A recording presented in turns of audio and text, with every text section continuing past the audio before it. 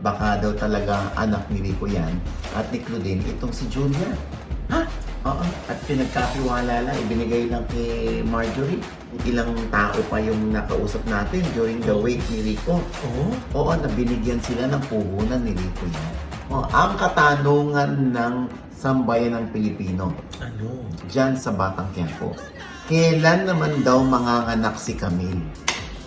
Ay, oo nga, no?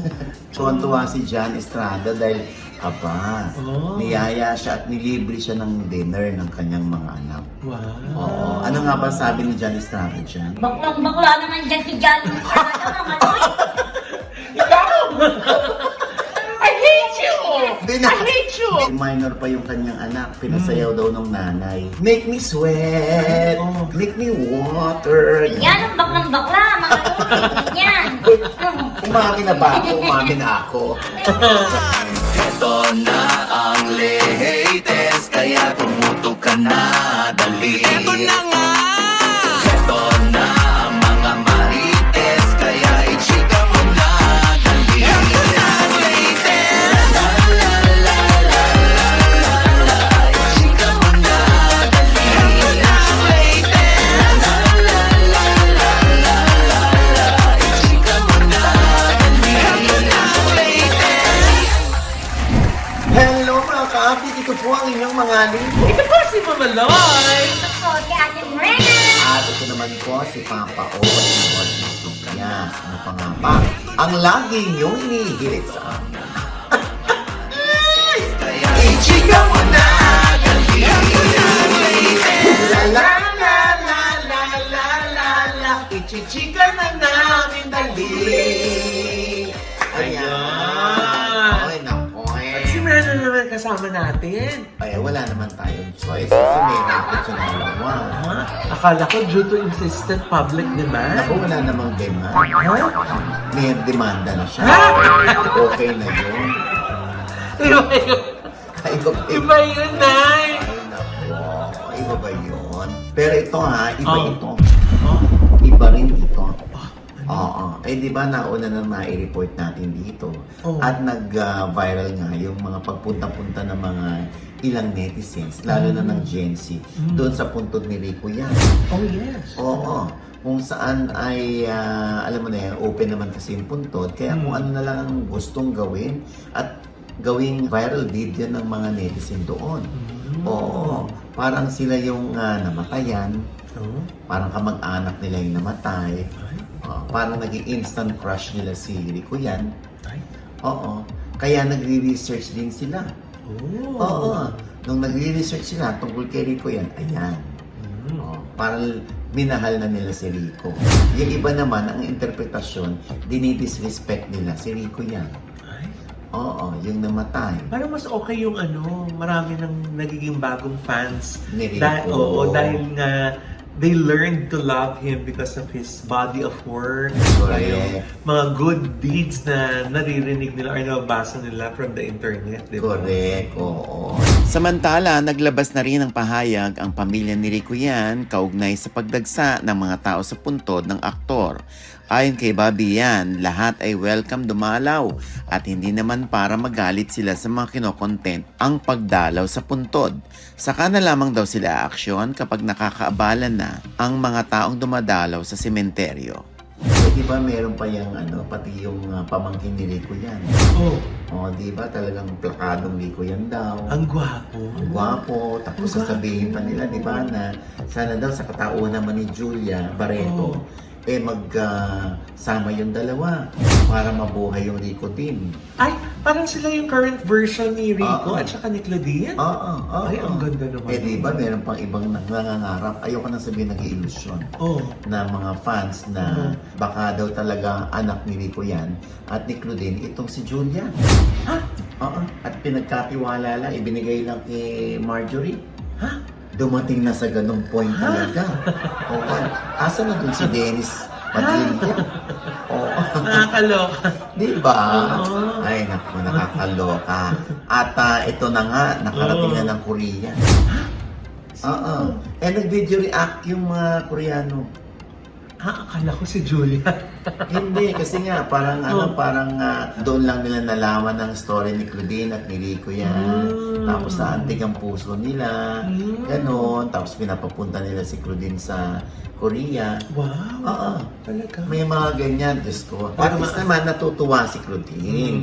Oo, na marami at nanganganak ang mga tagahanga ng tambalang Rico at Claudine. Ang galing ano, parang who would ever imagine na posible yung gano'n, na kahit na wala na yung tao, eh bigla kang naging fan niya instantly. Di ba? Ang galing. Kasi nga talagang yung mukha ni Rico na napakagwapo, napakaamo, at ang hindi nila alam, Diyos ko, si Rico yan ay ang daming natulungan ng hindi na ina-announce ang kanyang mga pagtulong. Ilang tao pa yung nakausap natin during the wake ni Rico. Oh? Oo, na binigyan sila ng puhunan ni Rico yan.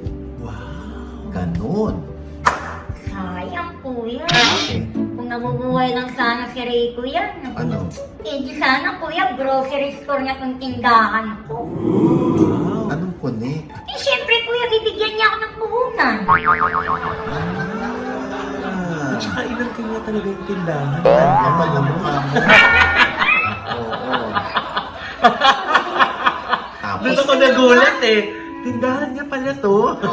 tapos si Brenna, no, kinuha ang rose. Ha? Oo. Nang? May, puhunan. Ah! Ay, nako.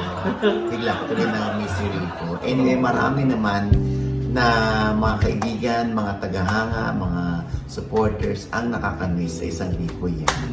Ito naman, kabaligtaran. Kahit anong putukan ng baril, suntukan, talagang si Tanggol ay hindi mamamatay. Oo, immortal. Ha? Oo, si Tanggol. Makakaloka, di ba? Oo naman. Oo, at hanggang ngayon talaga namang Diyos ko po, umaari ng tagumpay sa views yan. Yes. Oo. Ito nga, nung nabalita na nawala si Bubbles, Oh. maraming netizen ang nangihinayang. Yung iba naman na tuwa, na tama naman daw, na iba naman daw ang maging leading lady, iba-iba, sari-sari. Oo. Nagsalita na rin ang management ni Ivana sa isyung may attitude problem si Ivana. Kaya daw papatayin ang karakter niya bilang Bubble sa Batang Quiapo. Hindi raw ito totoo, sabi ng talent manager na si Perry Lansigan. Ang naunang usapan ayon kay Perry ay 3 months lamang si Ivana magtitaping para sa Batang Quiapo. Pero dahil may clamor ang tambalan ni Bubbles at ni Tanggol, kaya na-extend ito ng na-extend. With regard doon sa hindi priority ang tapings, may mga prior commitment na sila at 3 weeks in advance naman sila kung magpaalam sa production kung may commitment si Ivana. Pero ito nga, hindi na raw kinaya ng schedule ni Ivana dahil marami na raw natanguan ang management ni Ivana para sa schedule ng aktres. Ang katanungan ng sambayan ng Pilipino Ano?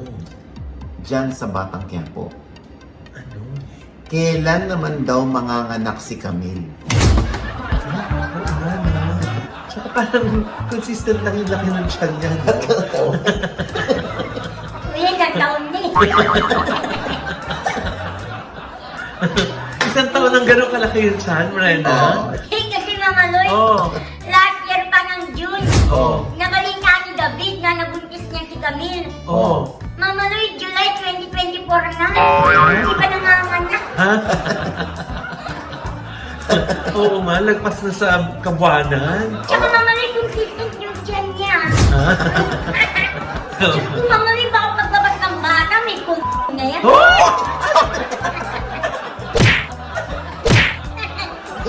Sa mo, Brenda, lalong hindi ka Hoy! hindi ka makakag-guest doon. Pati si Mama Loy nagtawa Tinuro pa. mo yan, no? Tinuro mo, no? Hindi Ikaw ka- nagturo, no? Hindi ka makakag-guest. Kaya mo na, alam mo na, Tanggol. Alam mo yung mga ganyan salita? Oo, makakaloka. Alam mo, hindi. Alam mo, may cinematic license naman na tinatawag. Oo. Oo. Siyempre, teleserye yan, Loy. Oo. Oo, na siyempre pinalalabas nila na parang sa isang araw, buong isang araw na nangyari yung mga eksena doon. hindi naman nangangahulugan na pag hindi natin napanood yan, umaandar pa rin ang buhay nila. Oo, kung ano lang yung napapanood natin, yun lang yung mga eksena. Yung pagbubuntis naman ni Camille, yung sinasabi nila at inaabangan nila na sana mga anak na. Dahil 13 months na siyang buntis. Ano natin, basta paglabas ng ng bata, ahitin na lang yung buntis.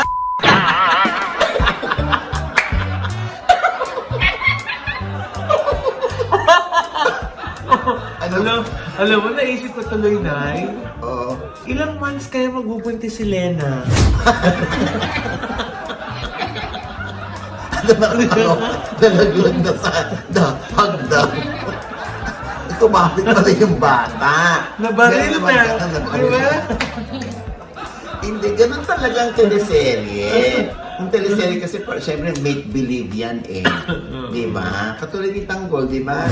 Hindi nakikipagbarilan, Tapos, di ba, may tama, tapos nabubuhay, tapos hindi siya namamatay, di ba? Tapos na matutulog, pagbangon, ayos na yung buhok. Yung gano'n. Naalala ko tuloy yung unang episode. Na ano? Ng Batang Quiapo. Oh. Di ba, hinabol, binaril, sinumpak, nahulog, Nahulog sa'yo. pinagpapapalo ng dos by dos. Pero alive!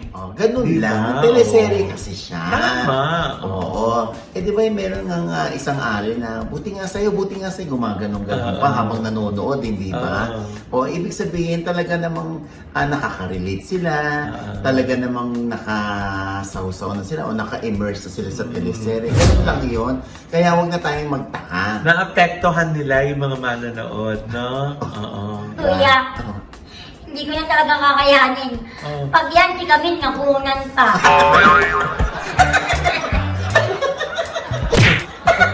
Depende yan. Depende sa kwento yan. Sa eksena. Kung makukunan o tuloy-tuloy. Pero feeling ko talaga, mga anak na si Camille. Oy, ba't ka nagbubura? Kasi kuya, kagabi mo na, sabihin mo malapit na mga anak si Camille. Oo. Bakit kuya? Kasi di ba kuya na nag-surprise mga anak si Camille? Bakit kain na yan?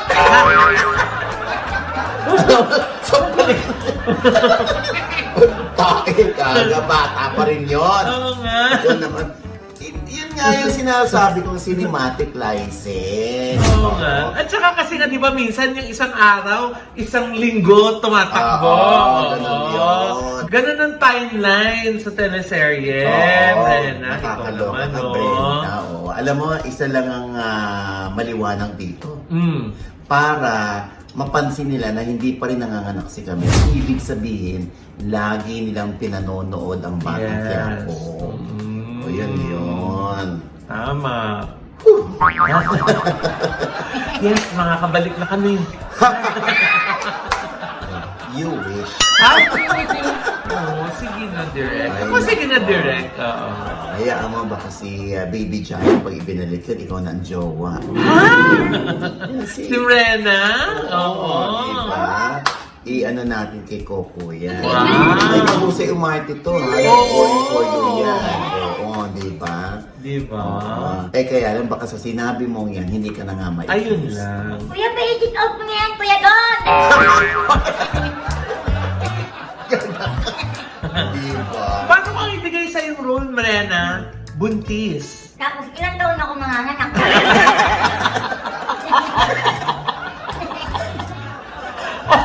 Gabi. Kung ilang taon, ibig sabihin matagal ka sa teleserye. Oo nga! Ayaw mo ba yun? Oo.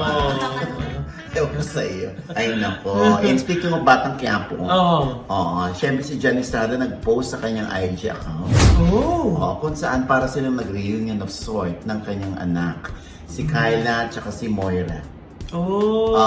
Tuwan-tuwa si Jan Estrada dahil niyaya siya at nilibre siya ng dinner ng kanyang mga anak. Wow. Ano nga ba sabi ni Jan Estrada dyan, Lloyd? Ay, ito na yung nasusulat! The sweetest thing. Nilibre ako ng mga anak ko for dinner last night. They just wanna say thank you daw. Thank you din mga anak. I love you both so much. Thanks for the awesome night. Oh. Baklang-bakla naman dyan si Jan. I hate you!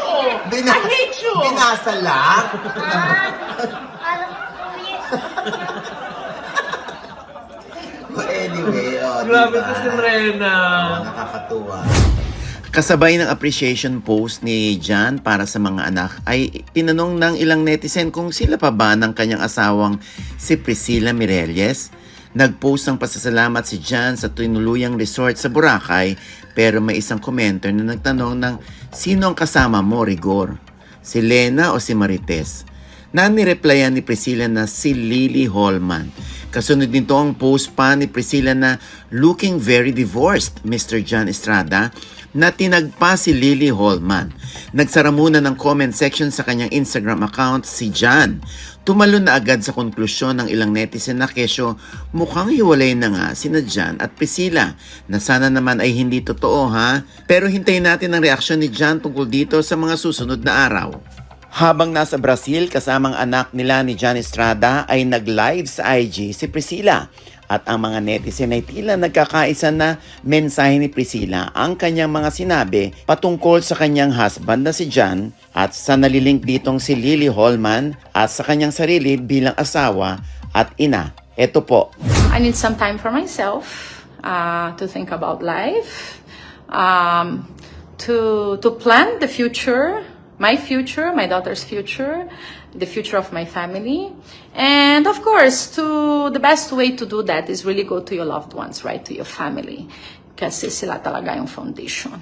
And I just want to remind you all to always be kind. And, we don't know the battles of the other person. We don't know what they're going through. In the end of the day, in social media, we all mere spectators. Hindi nating alam yung mga dumadaan ng mga tao. Pero, we can never forget, palagi dapat we should always remember that respect is the most important thing that exists. Respect sa tao, respect sa family, respect sa bansa, diba? So we should always keep in mind that respect is more important even than love. For me, respect comes first and love comes next. So yon. So dahil dyan, gusto ko sabihin sa inyo lahat that I love you guys. I love the Philippines. I will be there in August. I'm just taking this time away to spend time with my family, to show my daughter around, to rewind, because there is a lot of things that I need to think, to plan my life, to plan, what's gonna happen next. Because sometimes it's better for you to take yourself out of the situation, so that you can think clearly, so that you can do the things that you need to do with a clear mind and heart. So there. So I want to also remind everyone that, things that you see in social media, they're not always true to life. I hope you guys understand that being a celebrity, sometimes, we go through things and you do things and you do for the well-being of everyone. But it does not reflect who you are as a person. It does not reflect what you have in your heart. And sometimes you just want to hell to everything, I had enough. So yun lang. Maybe I'm in my time that I said, I need to say, I had enough. Right? I have a voice, I had enough. And I think when you do things, you need to be very careful about the consequences of the things that you do in life. We're all grown-ups, right? Lahat na social media, hindi para sa mga bata yan. We're grown-up, we're all adults. Everything that you do, there is a consequence. And I refuse to let it pass anything from this point onwards.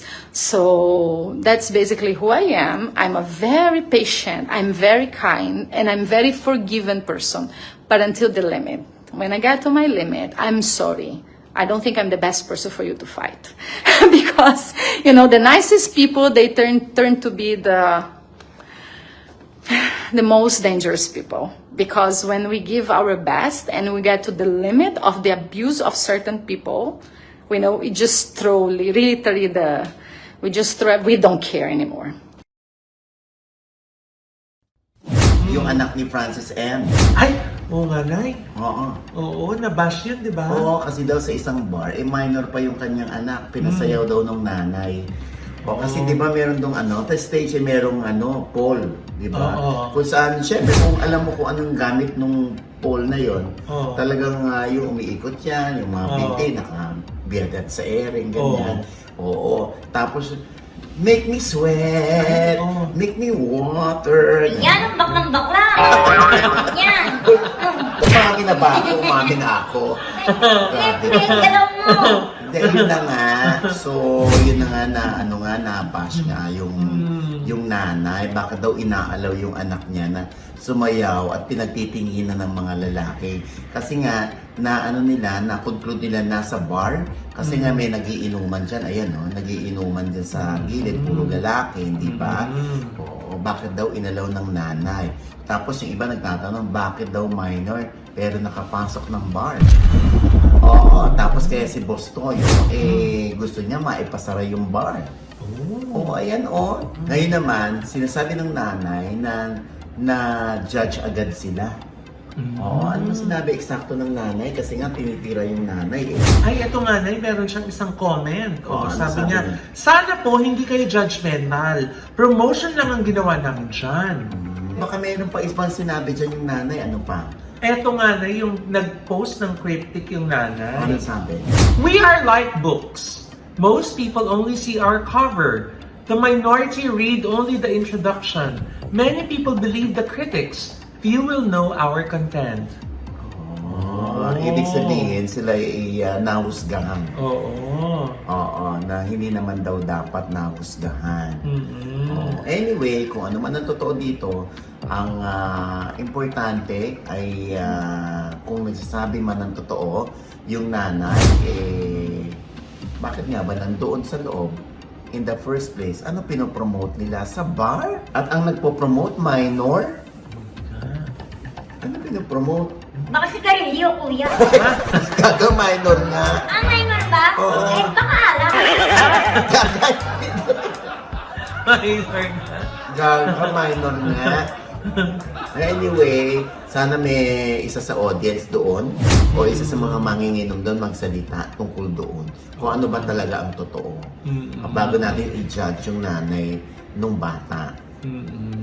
And with that, mga kaibigan, ito po ang inyong mga lingkod. Ito po si Mama Loy, mga nanonood sa amin na hindi pa namin subscriber. Please subscribe now na. Click the subscribe button dyan sa ibaba. At kung naibigan ko yung aming episode ngayon, meron kayong komento sa lahat ng aming chika, comment na below, click the like button at huwag kalimutan i-click ang notification Kaya bell. pag-click niya, kayo una-una notify na meron kami latest update. At syempre pa, ang kanya-kanya namin channel. Yes, sana manood at pag-subscribe po kayo sa channel ko. That's Mama Loy, M-A-M-A-L-O-I. At syempre na isa natin magpasalamat kay Dr. JC Solis ng Gorgeous Smile Dental Clinic para sa ating gorgeous na mga ngiti. Yes. At syempre, Dr. Jessica D of Ideal Vision para sa aming eyewear. Yes. And for our skincare ni Nanay, ang NB Skin Beauty and Wellness Yes. Center.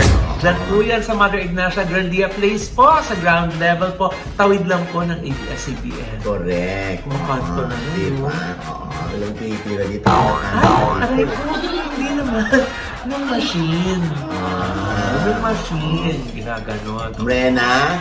Hello mga ka-update! Follow naman po ng aking FB page at Mrena po. M-R-E-N-A.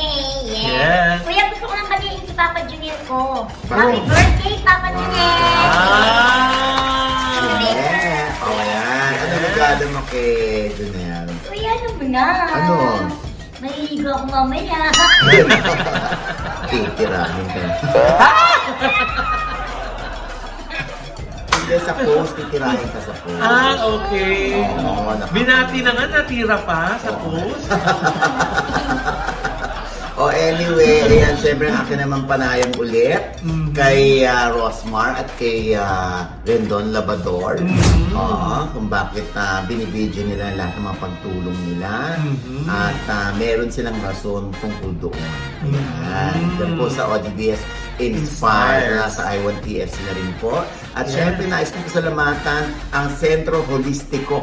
Yes! Kung gusto nyo magpa-acupuncture, gusto nyo magpa-colon cleansing, at kung gusto nyo magpa-ventosa, ay naku. Yes. Ang galing Diba? ng Centro Holistico. Wow. Sobrang na-experience ko siya lahat. Yes. In fairness, ang gaan ng pakiramdam ko, lalo na doon sa colon cleansing. Oh. Tapos nakatulog ako ng mahimbing doon sa acupuncture. Wow. And even dun sa may Ventosa, ay, ang galing. Yeah. Thank you so much, ha. Diyan lamang po yan, very near corner Timog. Yes. Ayan, Thank you, Centro Mystico. Ayan, oo. you po. At syempre pa maraming salamat sa Nail Cocktails at sa Headway Vera Salon. Yes. Oo. At syempre sa Zion Philippines, thank you so much Zion Philippines Yes. sa kanilang massage chair at sa kanilang sauna. Yes. Thank you so much. Thank you so much. At ito pa rin po ang inyong lingkod, Papa O, si Noji Diaz na lagi nagsasabi at nagpapaalala sa inyo na sa tuwing gigising po tayo, tuwing umaga, huwag na huwag po tayong makakalimot, ha? Na magpasalamat sa Panginoon dahil tayo kanyang ginising. Ibig sabihin, may mission pa rin po tayo sa buhay. Sabay sabing, every gising is a blessing! At ano pa nga ba ang lagi niyong inihirit sa amin? Ichika mo na! La la la la la la la la. Ichika mo na, dali. La la la la la la la la. Ichika mo na, dali. Voice. Oh, nga. Iba talaga yung tono niya. No? Baliko. Pero epal ka, no? Ba't ka naman, kuya? Nako, alam mo, eto na. Siyempre, birthday ni Junel. Yes. Oo, siyempre maliligo si Mrena. Parang na nagmamadali siya. Oo Kasi nga. kinakalabit tayo sa likod. Oo, siyempre. Ano? Siyempre, may bebe time sila. Oo nga. Oo, gagawa sila ng baby. Eto na. Oh. Nako, pag na-John Till ka ulit, Brenda, alam mo na. Oh. Oo, Hindi. gagantihan ka ni Camille. Ayan na. 1 year din niya. Bago na ba? Oo,